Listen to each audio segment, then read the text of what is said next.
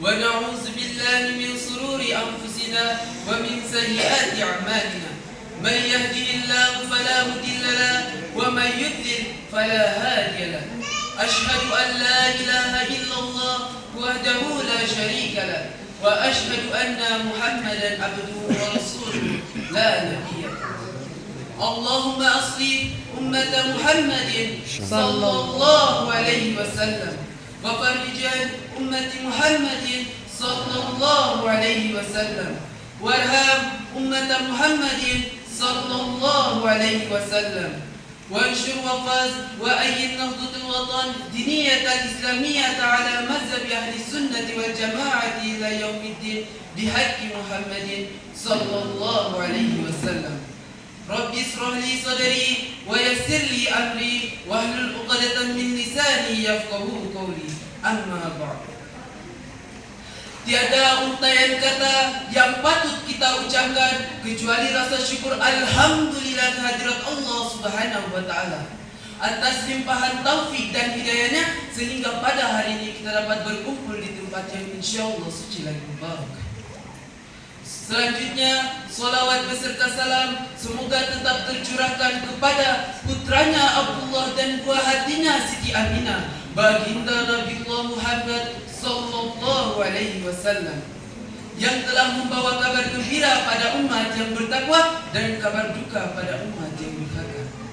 Dewan juri yang saya hormati serta hadirin sekalian yang insyaallah dirahmati Allah Subhanahu wa taala.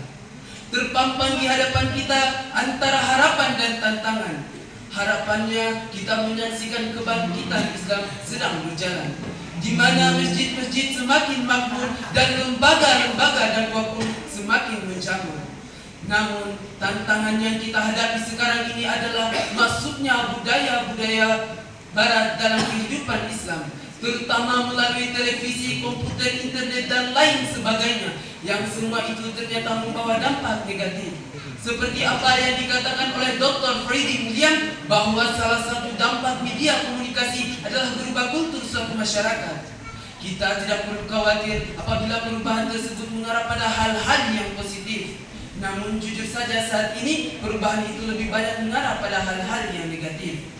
Contohnya, banyak dari generasi muda kita tidak terkecuali anak sekolah yang mereka terjerumus ke dalam lingkungan mabuk-mabukan seperti whisky, brandy, ekstasi dan lain sebagainya. Akibatnya, hari demi hari bangsa ini semakin dekat kepada kehancuran. Oleh karena itu, satu-satunya yang dapat diharapkan untuk menolong bangsa ini dari kehancuran yang sudah sangat dekat adalah generasi muda. Namun demikian, tantangan dan cobaan yang harus mereka hadapi sangatlah berat. Mengingat betapa pentingnya peran generasi muda dalam membangun negeri, Allah Subhanahu wa taala berfirman dalam Quran surah An-Nisa ayat 9 yang berbunyi Bismillahirrahmanirrahim. وَلْيَخْشَ الَّذِينَ لَوْ تَرَكُوا مِنْ خَلْفِهِمْ ذُرِّيَّةً ضِعَافًا خَافُوا عَلَيْهِمْ فَلْيَتَّقُوا اللَّهَ وَلْيَقُولُوا قَوْلًا سَدِيدًا. Hendaklah takut kepada Allah orang-orang yang sekiranya mereka meninggalkan keturunan yang lemah di belakang kesejahteraannya. Oleh sebab itu, hendaklah mereka bertakwa kepada Allah dan hendaklah mereka berbicara dengan tutur kata yang benar. Hadirin yang insyaallah dirahmati Allah Subhanahu wa taala. Kita seharusnya merasa khawatir apabila kita menjadi generasi yang lemah, baik itu lemah fisik, lemah ilmu dan lemah semangat hidup. Dan yang lebih berbahaya adalah lemah iman dan akhlak. Mengapa demikian? Karena hal itu akan meracuni kehidupan kita. Bila itu terjadi, maka itu bukannya menjadi pelopor-pelopor pembangunan, namun sebaliknya itu akan menjadi virus penghambat dan penghancur pembangunan. Na'udzubillah summa na'udzubillah. Sejarah telah mengajarkan kepada kita agar memiliki semangat tinggi dan tanggung jawab penuh terhadap kelangsungan bangsa dan agama yang kita anut ini. Karena apa? Karena syubbanul yaum rijalul ghadi. Pemuda hari ini adalah pemimpin di masa yang akan datang. Kita juga sebagai generasi muda harus memiliki pegangan agar bisa menjadi penerus bangsa ke depannya. Yang pertama adalah disiplin. Generasi muda yang unggul dan berkualitas harus memiliki kedisiplinan yang tinggi, rajin bekerja dan gemar beramal. Semua itu untuk menyosongkan masa depan yang cerah dan indah. Namun sebaliknya, apabila kita bermalas-malasan dan tidak mempunyai kedisiplinan yang tinggi, maka tunggu saja masa depan yang suram dan mengenaskan. Sebab manusia pemalas tidak akan merasakan manisnya madu, tapi akan tenggelam dalam pahitnya empedu. Tidak ada bahagia tanpa lembah derita, tidak ada perjuangan tanpa pengorbanan. Kemalasan di masa muda adalah kehancuran di masa tua. Yang kedua adalah jujur. Kejujuran merupakan salah satu ciri generasi muda yang unggul. Kejujuran bukan hanya jujur terhadap orang lain, tetapi yang paling penting adalah jujur terhadap diri. Bekerja sama yang baik akan terwujud pribadi yang tangguh, kukuh dan utuh.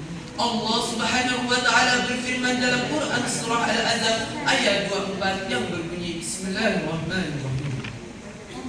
Yajziyallahu as-sadiqina bisidqihim wa yu'azzibal munafiqina in sya'u yatubu 'alaihim. Innallaha kana ghafurur rahim. Agar Allah memberikan balasan kepada orang yang benar itu karena kebenarannya, dan mengazab orang munafik jika dia kehendak atau menerima tobat mereka. Sungguh Allah Maha Pengampun, Maha Penyayang. Hadirin yang dirahmati Allah Subhanahu wa taala.